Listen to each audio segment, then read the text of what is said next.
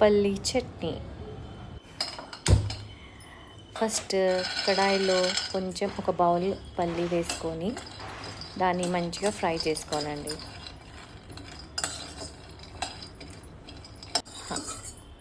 తర్వాత ఆ ఫ్రై చేసుకున్న పల్లీలు ఒక బౌల్ వేసుకొని చల్లారనివ్వాలి.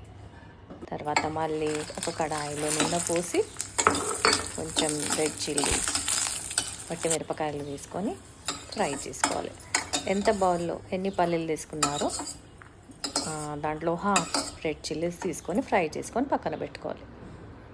అలానే కొంచెం జాగరీ కూడా తీసుకోవాలి. సో ఇవన్నిటిని లాస్ట్కి పల్లీలు, red chillies and jaggery and ఒక బౌల్ కోకోనట్, కొంచెం సాల్ట్, ఇవన్నీ గ్రైండ్ చేసుకొని మంచిగా కొంచెం వాటర్ యాడ్ చేసుకోవాలి.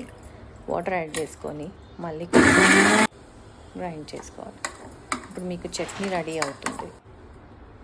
దీంట్లో కొంచెం జాగరీ వేసుకోవాలి లాస్ట్కి. వేసుకొని మళ్ళీ ఒకసారి గ్రైండ్ చేసుకోవాలి.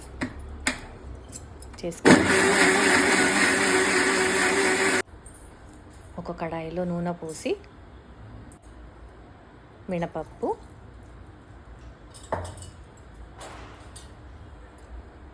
ఆవాలు,